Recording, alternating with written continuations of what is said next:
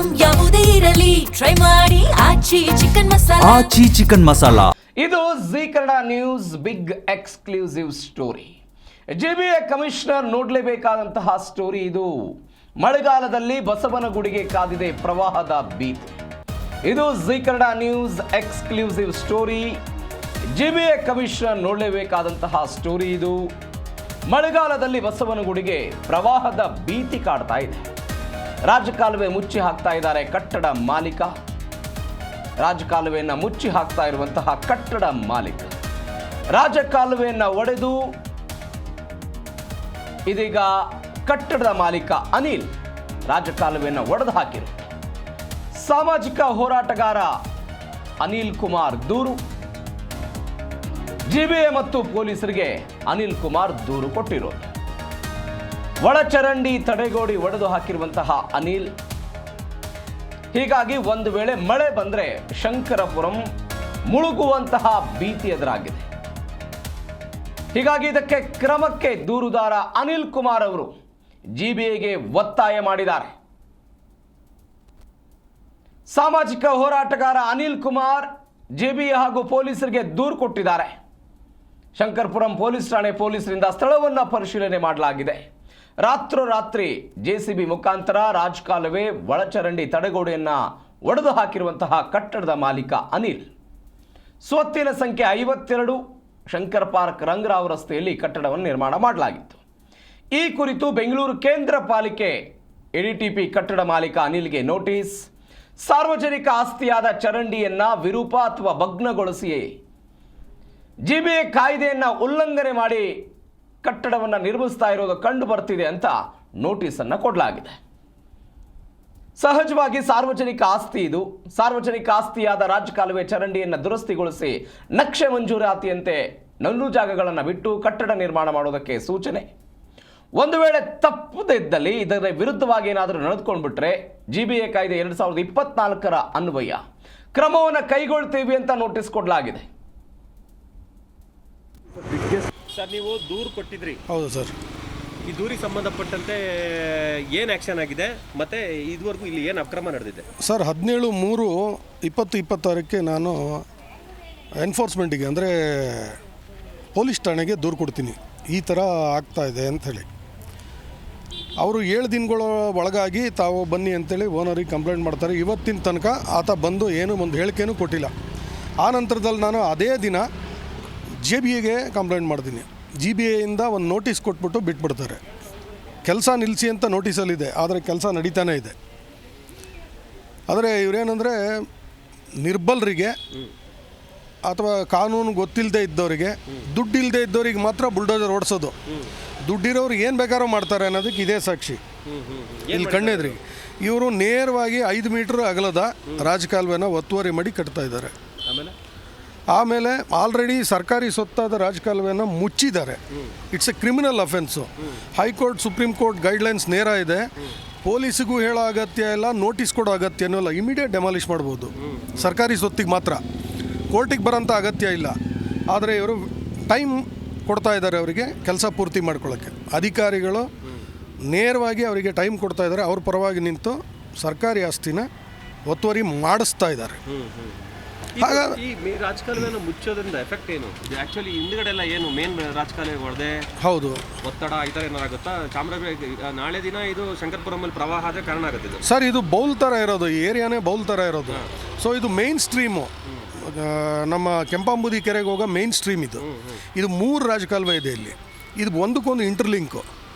ಇದು ಆ ಕಡೆ ಮೇಲೆ ಇದರಿಂದ ಬರ್ತಕ್ಕಂಥ ಎಲ್ಲ ನೀರು ಇದೇ ಸ್ಟ್ರೀಮಲ್ಲೇ ಬರ್ತದೆ. ಈ ಸ್ಟ್ರೀಮ್ ಇದು ಆ್ಯಕ್ಟಿವ್ ಸ್ಟ್ರೀಮ್ ಇದು. ಸೊ ಇದೇನಾದ್ರು ಬ್ಲಾಕ್ ಆದರೆ ಬ್ಲಾಸ್ಟ್ ಆಗ್ತದೆ, ಫ್ಲಡ್ ಆಗುತ್ತೆ. ಈಗ ಯಾಕಂದರೆ ಈಗ ನೋಡಿ, ನೀವು ಅಪ್ರಿಲಲ್ಲಿ ಈ ಥರ ನೀರಿದೆ ಒಳಗೆ ನೋಡಿ. ಈ ಬಗ್ಗೆ ಹೆಚ್ಚಿನ ಡೀಟೇಲ್ಸ್ ಕೊಡ್ತಾರೆ ನಮ್ಮ ಪ್ರತಿನಿಧಿ ಪ್ರಸನ್ನ ದೇವನೂರ್ ಫೋನ್ ಸಂಪರ್ಕದಲ್ಲಿದ್ದಾರೆ. ಪ್ರಸನ್ನ, ಏನಿದು ಪ್ರಕರಣ? ರಾಜಕಾಲುವೆಯನ್ನು ಮುಚ್ಚಿ ಹಾಕ್ತಾ ಇದ್ದಾರಂತೆ ಕಟ್ಟಡದ ಮಾಲೀಕ. ಯಾವ ಕಾರಣಕ್ಕಾಗಿ ಇದು ಹೆಂಗೆ ಬೆಳಕಿಗೆ ಬಂತಿದು? ಪ್ರವೀಣ್, ಇದು ನೋಡಿ ಏನಂತಂದ್ರೆ ಕಟ್ಟಡ ಮಾಲೀಕನಿಗೆ ಕಾನೂನು ಸುವ್ಯವಸ್ಥೆ ಮತ್ತೆ ಈ ದೇಶದ ಒಂದು ಇದ್ರ ಮೇಲೆ ಕಾನೂನು ಮೇಲೆ ಭಯ ಇಲ್ಲ ಅನ್ನೋದು ಅತ್ಯಂತ ಸ್ಪಷ್ಟವಾಗಿ ಗೊತ್ತಾಗತ್ತೆ.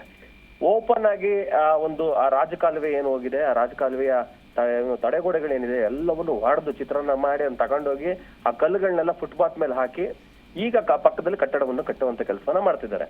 ಈ ಕೆಲಸವನ್ನ ರಾತ್ರೋರಾತ್ರಿ JCB ಅನ್ನ ತಂದು ಅನಿಲ್ ಎನ್ನುವಂತ ಕಟ್ಟಡ ಮಾಲೀಕ ಮಾಡ್ತಿರುವಂತ ಕೆಲಸ ಇದು ಬೇರೆಲ್ಲೂ ದೂರದಲ್ಲೂ ಬೆಂಗಳೂರು ಹೊರವಲಯದಲ್ಲೂ GBA ಕಣ್ಣಿ ಕಾಣದಂಗ ಕಟ್ತಾ ಇಲ್ಲ ಇದನ್ನ, ಈ ಕಟ್ಟಡನ. ಇದು ಬೆಂಗಳೂರಿನ ನಟ್ಟ ನಡುವೆ ಇರುವಂತಹ ಚಿಕ್ಕಪೇಟೆ ವಿಧಾನಸಭಾ ಕ್ಷೇತ್ರದಲ್ಲಿ ಶಂಕರಪುರಂನಲ್ಲಿ ಏನ್ ಶಂಕರ್ ಮಠ ಬರುತ್ತೆ ಅಲ್ಲೇ ಬರುವಂತಹ ಒಂದು ಕಟ್ಟಡ, ಒಂದು ಕಾರ್ನರ್ ಸೈಟ್ ಇದು.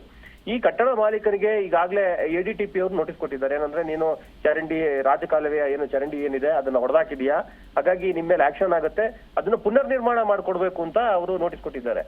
ನಿಜ ಹೇಳ್ಬೇಕಂದ್ರೆ ಸಾರ್ವಜನಿಕ ಆಸ್ತಿಯನ್ನ ನಾಶ ಮಾಡಿದ ಒಂದು ಆರೋಪದ ಏನಿದೆ ಆ ಆರೋಪದ ಅಡಿನಲ್ಲಿ ಜೊತೆನಲ್ಲಿ ಅವರೇ ಎಸಗಿರುವಂತ ಕೃತ್ಯ ಅದಿದೆ ಸಾರ್ವಜನಿಕ ಆಸ್ತಿ. ಆ ರಾಜಕಾಲುವೆ ಮುಚ್ಚೋದ್ರಿಂದ ಏನಾಗ್ತದೆ, ಮೇಲ್ಭಾಗದಲ್ಲಿ ಶಂಕರ್ಪುರಂನ ಏನು ತಳಭಾಗಕ್ಕೆ ಏನು ಬರ್ತದೆ ನೀರು, ಆ ಮೇಲ್ಭಾಗದಿಂದ ಬರುವಂತ ನೀರು ಅಲ್ಲಿ ಮುಖ್ಯವಾದ ನಾಲೆ ಮೂಲಕ ಹೋಗ್ಬೇಕು, ಅದು ಮುಂದೆ ಹೋಗಿ ದೊಡ್ಡ ನಾಲೆಗೆ ಸೇರುತ್ತೆ. ಅದನ್ನ ಕಟ್ ಆಫ್ ಮಾಡಿದ್ರೆ ಈಗ ಮಳೆ ಬರುವಂತ ಸಾಧ್ಯತೆ ನಿಚ್ಚಳವಾಗಿದೆ. ಇಡೀ ಶಂಕರ್ಪುರಂ ಮುಳುಗೋಗುತ್ತೆ, ಅಲ್ಲಿಂದ ಬರುವಂತ ನೀರು ಇಡೀ ಜಲಾವೃತ ಆಗೋಗ್ಬಿಡ್ತದೆ. ಅಂತ ಒಂದು ಪ್ರಕರಣದಲ್ಲಿ ಕಟ್ಟಡ ಮಾಲೀಕನ ವಿರುದ್ಧ FIR ಅನ್ನ ದಾಖಲಿಸಿ ಆತನನ್ನ ಅರೆಸ್ಟ್ ಮಾಡಿಸೋ ಕೆಲಸ ಬಿಟ್ಬಿಟ್ಟು ಆತನಿಗೆ ನೋಡಪ್ಪ ಇದು ಹೊಡೆದ್ಬಿಟ್ಟಿದ್ಯಾ ಸರಿ ಮಾಡ್ಕೊಡು ಅಂತ ನೋಟಿಸ್ ಕೊಟ್ಟು ಅಡ್ಜಸ್ಟ್ ಮಾಡ್ಕೊಳ್ಳುವಂತ ಕೆಲಸಕ್ಕೆ ಇವತ್ತಿನ ಈ ಒಂದು GBA ಏನಿದೆ GBA ಅಧಿಕಾರಿಗಳು ಮಾಡಿರುವಂತ ಕೆಲಸ. ಆದ್ರೆ ಅದಕ್ಕೆ ಸಂಬಂಧಪಟ್ಟಂತೆ ಕಟ್ಟಡ ಮಾಲೀಕ ಉತ್ತರ ಕೊಡಕ್ಕೂ ರೆಡಿ ಇಲ್ಲ, ಆತನಿಗೆ ಕಾನೂನಾತ್ಮಕವಾದ ಭಯ ಕೂಡ ಇಲ್ಲ. ಇದಕ್ಕೆ ಸಂಬಂಧಪಟ್ಟಂತೆ ಇವರಿಗೆ ಹಲವು ಕಂಪ್ಲೇಂಟ್ ಗಳನ್ನ ಅನಿಲ್ ಕುಮಾರ್ ಅವರು ಕೊಟ್ಟಿದ್ದಾರೆ.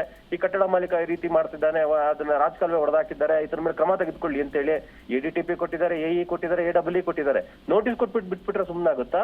ಆ ಸ್ಥಳಕ್ಕೆ ಬಂದು ಪೊಲೀಸ್ನವರಿಗೂ ಕೂಡ ಇವ್ರೇನ್ ಕಂಪ್ಲೇಂಟ್ ಕೊಟ್ಟಿದ್ದಾರೆ ಅದಕ್ಕೆ ಸಂಬಂಧಪಟ್ಟಂತೆ ಪರಿಶೀಲನೆ ಮಾಡ್ಕೊಂಡು ಹೊರಟೋಗಿದ್ದಾರೆ. ಅದೇ ಕಟ್ಟಡದ ಮಾಲೀಕರ ಮೇಲೆ ಆಕ್ಷನ್ ಆಗ್ತಾ ಇಲ್ಲ. ಅದೇ ಬಡವ ಒಂದು ಮನೆ ಕಟ್ಟದ ಹೊಡೆದಾಕ್ತೀರಿ, ನಾವು ನೋಡಿದೀವಿ ಎಷ್ಟು ಜನ ಮನೆಗಳನ್ನ ಹೊಡೆದು ಇವತ್ತು ಅವರಿಗೆ ನೆಲೆ ಇಲ್ಲದಂತ ಪರಿಸ್ಥಿತಿಯನ್ನ ತಂದಿರುವಂತದ್ದು ಸರ್ಕಾರ. ಆದ್ರೆ ಇಂಥದ್ದು ನೇರವಾಗಿ ರಾಜಕಾಲುವೆಯನ್ನ ಹೊಡೆದಾಕೋದು, ಒತ್ತುವರಿ ಮಾಡುವಂತದ್ದು ಗಂಭೀರ ಅಕ್ಷಮ್ಯ ಅಪರಾಧ. GPA ಆಕ್ಟ್ ನಲ್ಲಿ ಬಹಳ ಸ್ಪಷ್ಟವಾಗಿದೆ. ಅಂತವ್ರ ಮೇಲೆ FIR ಅನ್ನ ಹಾಕಿಸ್ಬೇಕು, ಬಂಧಿಸುವಂತ ಕೆಲಸ ಮಾಡ್ಬೇಕಾಗ್ತದೆ. ಅದು ಅಧಿಕಾರಿಗಳು ನೋಟಿಸ್ ಕೊಟ್ಬಿಟ್ಟು ಅಡ್ಜಸ್ಟ್ಮೆಂಟ್ ಕೆಲಸ ಮಾಡಿದ್ದಾರೆ. ಇದಕ್ಕೆ GBA ಕೇಂದ್ರ ಕಮಿಷನರ್ ಆಗಿರುವಂತ ರಮೇಶ್ ಅವರು ಈ ಪ್ರಕರಣವನ್ನ ಗಂಭೀರವಾಗಿ ಪರಿಗಣಿಸಬೇಕಾಗುತ್ತದೆ. ಈ ಅಧಿಕಾರಿಗಳನ್ನ ಸಸ್ಪೆಂಡ್ ಮಾಡ್ಬೇಕಾಗುತ್ತೆ, ಯಾರು ಕೆಲಸ ಮಾಡಿ ಸರಿಯಾಗಿ ಕೆಲಸ ಮಾಡಿಲ್ಲ ಅವ್ರನ್ನ. ಜೊತೆನಲ್ಲಿ ಈ ಅನಿಲ್ ಅನ್ನುವಂತ ವ್ಯಕ್ತಿ ಯಾರಿದ್ದಾರೆ ಇವ್ರ ಮೇಲೆ ಪ್ರಕರಣವನ್ನು ದಾಖಲಿಸಿ ಅರೆಸ್ಟ್ ಮಾಡುವಂತ ಕೆಲಸವನ್ನ ಮಾಡ್ಬೇಕಾಗುತ್ತೆ. ಇಲ್ಲ ಅಂತಂದ್ರೆ ಶಂಕರಪುರಂ ನಾಳೆ ಮಳೆ ಬಂದ್ರೆ ಫುಲ್ ಮುಚ್ಚೋಗುತ್ತೆ.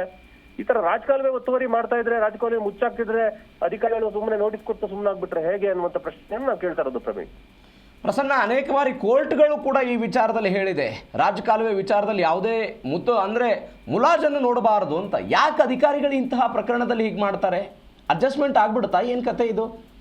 ಬಹುಶಃ ಪ್ರವೀಣ್ ಏನಂತಂದ್ರೆ ಈ ನೆಲದ ಕಾನೂನು ಇದೆಯಲ್ಲ, ಅದು ಕೆಲವು ಸಲ ಏನಾಗ್ತದೆ ಅಂದ್ರೆ ಬಲಾಢ್ಯರಿಗೆ ಈ ಕಾನೂನು ಅಪ್ಲೈನೇ ಆಗಲ್ವಾ ಅನ್ನೋ ಅಂತ ಒಂದು ಅನ್ಸ್ಬಿಡ್ತದೆ, ಅಂತ ಒಂದು ಭಾವನೆ ಬಂದ್ಬಿಡ್ತದೆ. ಯಾಕಂತಂದ್ರೆ ಯಾರೋ ಬಡವ ಕೆಲಸ ದುರ್ಬಲ ಇರ್ತಾನಲ್ಲ ಅವನಿಗೆ ಎಲ್ಲಾ ಕಾನೂನುಗಳನ್ನ ಅಪ್ಲೈ ಮಾಡ್ತಾರೆ, ಎಲ್ಲಾ ಕಾನೂನುಗಳನ್ನ ಆತ ಪಾಲಿಸಬೇಕು. ಆದ್ರೆ ಹಣವಂತ ದುಡ್ಡಿರೋನು ರಾಜಕಾಲುವೆ ಒತ್ತುವರಿ ಮಾಡಿದ್ರೂ ನಡೆಯುತ್ತೆ, ಸರ್ಕಾರಿ ಭೂಮಿ ಒತ್ತುವರಿ ಮಾಡಿದ್ರೂ ನಡೀತದೆ, ಏನ್ ಬೇಕಾದ್ರೂ ನಡೆದಿದೆ. ಅಂತ ಪರಿಸ್ಥಿತಿ ಇವತ್ತು ಬಂದು ಒದಗಿರುವಂತದ್ದು ದುರಂತ. ಏನಂದ್ರೆ ಇಂಥ ಅಧಿಕಾರಿಗಳ ಬಳಿ ಆಕ್ಟ್ ಇದೆ, ಪ್ರತಿಯೊಂದು ಆಕ್ಟ್ ಇದೆ. ಒಬ್ಬ ಜನಸಾಮಾನ್ಯ ಒಂದು ಅಡಿ ಹಿಂದೆ ಕಟ್ಟಿದ್ರೆ ಹೋಗಿ ಅವನ ಮೇಲೆ ನೋಟಿಸ್ ಕೊಟ್ಟು ದರ್ಪ ದೌರ್ಜನ್ಯ ಮಾಡಕ್ ಬರುತ್ತೆ ಸಾಮಾನ್ಯನಿಗೆ. ಈ ತರ ಹಣವಂತ ಇರ್ತಾರಲ್ಲ, ಈ ತರ ಇಂಥವ್ರ ಮೇಲೆ ಯಾಕೆ ಆಕ್ಷನ್ ಆಗೋದಿಲ್ಲ? ಅಲ್ಲಿ ನೇರವಾಗಿ ಕಾಣ್ತಾ ಇದೆ, ಕಣ್ಣು ಮುಂದೆ ನಾವು ಸ್ಪಷ್ಟವಾಗಿ ವಿಜುವಲ್ ಅಲ್ಲಿ ತೋರಿಸ್ತಾ ಇದೀವಿ ನೋಡಿ. ಅಲ್ಲಿನ ನೀರ್ನ ಪಂಪ್ ಮಾಡ್ಬಿಟ್ಟು ಇನ್ನೊಂದ್ ಚರಂಡಿಗೆ ಬಿಟ್ಟವ್ರ ಅವರು. ಯಾರು ಕೊಟ್ಟಿದ್ದ ಅಧಿಕಾರ ಇದನ್ನ? ಈ ಅಧಿಕಾರವನ್ನ ಯಾರು ಅವ್ರಿಗೆ ಕೊಟ್ಟಿಲ್ಲ. ಇಂಥ ಒಂದು ಅಕ್ಷಮ್ಯ ಅಪರಾಧ ಮಾಡಿದ್ರೆ ಆತನಿಗೆ ನೋಟಿಸ್ ಕೊಟ್ಟಿರ, ನೋಟಿಸ್ ಕಾಪಿ ಬಹಳ ನೀಟಾಗಿ ಕಾಣುತ್ತೆ. ನೀವು ಹೊಡೆದಾಕಿದ್ದೀರಾ, ಇದನ್ನ ಸರಿ ಮಾಡ್ಕೊಡಿ ಅಂತ. ಎಲ್ಲ ಸಮಯ ಹೊಡೆದು ನಾಶ ಮಾಡಿದ್ದಾನೆ ಸಾರ್ವಜನಿಕ ಆಸ್ತಿನ. ಅದ್ರ ಮೇಲೆ FIR ಅನ್ನ ದಾಖಲಿಸುವಂತ ಕೆಲಸವನ್ನ GBA ಅಧಿಕಾರಿಗಳು ಮಾಡ್ಬೇಕು. ಅದು ಬಿಟ್ಟು ಅವನಿಗೆ ಫುಸಲಾಯಿಸುವಂತ ಕೆಲಸ ಯಾಕೆ ಮಾಡ್ತೀರಿ?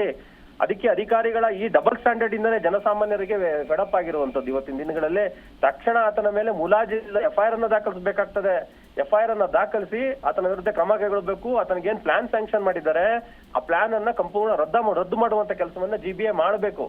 ಆ ಹಿನ್ನೆಲೆಯಲ್ಲಿ ಈ ಸ್ಟೋರಿನ ನಾವು ಎಕ್ಸ್ಪೋಸ್ ಮಾಡಿರುವಂತದ್ದು. ಆತ ಪ್ರಬಲವಾದ ವ್ಯಕ್ತಿ ಅಂತ ನಮಗೆ ಮಾಹಿತಿ ಬಂದಿದೆ. ಜೀ ಕನ್ನಡ ನ್ಯೂಸ್ ಕ್ಯಾಮ್ರಾ ಕಂಡೋಡನೆ ಓಡ್ ಹೋಗ್ಬಿಟ್ರಂದ್ರೆ ಎಲ್ಲವೂ ಸರಿಯಾಗಿದ್ರೆ ಯಾಕೆ ಈ ವ್ಯಕ್ತಿ ಓಡ್ ಹೋಗ್ತಿದ್ರು? ಖಂಡಿತವಾಗಿ ಅಲ್ಲಿ ಯಾವ್ದು ಸರಿ ಇಲ್ಲ ಅಂತ ಗೊತ್ತಿದೆ. ಆ ರಾಜಕಾಲುವೆಯನ್ನು ಮುಚ್ಚೋದು ತಪ್ಪು ಅಂತಾನು ಗೊತ್ತಿದೆ, ಹೊಡೆದಾಕೋದು ತಪ್ಪು ಅಂತ ಗೊತ್ತಿದೆ. ಎಲ್ಲವನ್ನೂ ಗೊತ್ತಿದ್ದು ಏನ್ ಮಾಡ್ಕೊಳ್ತಾರೆ? ನಮ್ಗೇನು ಹಣ ಬಲ ಇದೆ, ರಾಜಕಾರಣಿಗಳ ಬಲ ಇದೆ, ಈ ತರದ್ದೆಲ್ಲ ಇರುತ್ತಲ್ಲ ಬ್ಯಾಕಪ್, ಅದೇ ಇವ್ರ ಧೈರ್ಯಕ್ಕೆಲ್ಲ ಕಾರಣ. ಆ ಹಿನ್ನೆಲೆಯಲ್ಲಿ ಜನಸಾಮಾನ್ಯರಿಗೊಂದು ನ್ಯಾಯ, ಹಣವಂತನಿಗೊಂದು ನ್ಯಾಯ ಅನ್ನುವಂಥದ್ದು ಆಗ್ಲೇಬಾರ್ದು. ಕಾನೂನು ಎಲ್ಲರಿಗೂ ಒಂದೇನೆ. ನೋಡ್ಬೋದು ನೀವು, ಒಂದ್ ಸಣ್ಣ ಮನೆಗಳನ್ನ ಕಟ್ಕೊಂಡವ್ರಿಗೆ ಇಲ್ಲ ಸರ್ಕಾರಿ ಭೂಮಿ ಒತ್ತುವರಿ ಮಾಡಿದ್ದಾರೆ ಅಂತೇಳಿ 100 ಮನೆಗಳನ್ನ ಒಡೆದು ಜನಸಾಮಾನ್ಯರನ್ನ ಬೀದಿಗೆ ತಂದಿದ್ದು, ಅವರು ಶೆಡ್ಗಳಲ್ಲಿ ಚಳಿನಲ್ಲಿ ನಡಗಿದ್ದು, ಮಳೆಯಲ್ಲಿ ನೆಂದಿದ್ದು ಎಲ್ಲವನ್ನೂ ನಾವು ನೋಡಿದ್ದೇವೆ. ಆದ್ರೆ ಈ ಹಣ ಇರುವಂತವನಿಗೆ ಯಾಕೆ ಈ ರೀತಿ ಕಾನೂನು ಅಪ್ಲಿಕೇಬಲ್ ಆಗಲ್ಲ? ಕಣ್ಮುಂದೆ ಕಾಣುವಂತ ಪ್ರಕರಣಗಳಿಗೆ ಯಾಕೆ FIR ಅನ್ನು ದಾಖಲಿಸಲ್ಲ ಅಂತ ನಾವು ಪ್ರಶ್ನೆ ಕೇಳ್ತಾ ಇರುವಂತದ್ದು. ಎಲ್ಲರಿಗೂ ಒಂದೇ ನ್ಯಾಯ, ಒಂದೇ ಇದಾಗಿರ್ಬೋದು. ಹಾಗಾಗಿ ಜಿ ಕನ್ನಡ ನ್ಯೂಸ್ ಆ ಒಂದು ಏನು ಕಟ್ಟಡ ಮಾಲೀಕ ಯಾರಿದ್ದಾರೆ ಅವರು ಅಪರಾಧವನ್ನ ಮಾಡಿರುವಂತದ್ದು, ಆ ಅಪರಾಧ ತಕ್ಕಂತೆ ಅವ್ರಿಗೆ FIR ಅನ್ನು ದಾಖಲಿಸಿ ತಕ್ಷಣ ಆ ಕೆಲಸವನ್ನು ನಿಲ್ಲಿಸುವಂತ ಕೆಲಸವನ್ನು ಮಾಡಬೇಕು. ಜೊತೆಗೆ ಪ್ಲಾನ್ ಸ್ಯಾಂಕ್ಷನ್ ಏನಾಗಿದೆ ಅವನ್ನ ಕ್ಯಾನ್ಸಲ್ ಮಾಡುವಂತ ಕೆಲಸವನ್ನು ಕೂಡ ಕಮಿಷನರ್ ಮಾಡ್ಬೇಕಾಗತ್ತೆ ಅನ್ನುವಂತ ವಿಚಾರವನ್ನ ನಾವು ಗಮನಕ್ಕೆ ತರ್ತಾ ಇರುವಂತದ್ದು.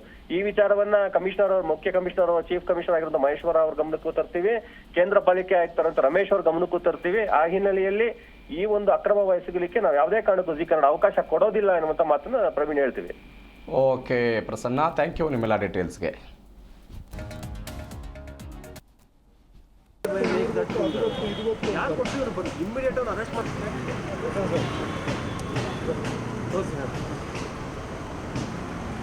ಎಷ್ಟು ಧೈರ್ಯವಾಗಿ ಮಾಡ್ತಾರೆ ಅಂದ್ರೆ ಬೇರೆ ಇಲ್ಲ ಇವರಿಗೆ. ರಾಜಕಾಲುವೆ ಹೊಡೆಯೋದು ಇಸ್ ಬಿಗ್ಗೆಸ್ಟ್ ಕ್ರೈಮ್ ಅದು.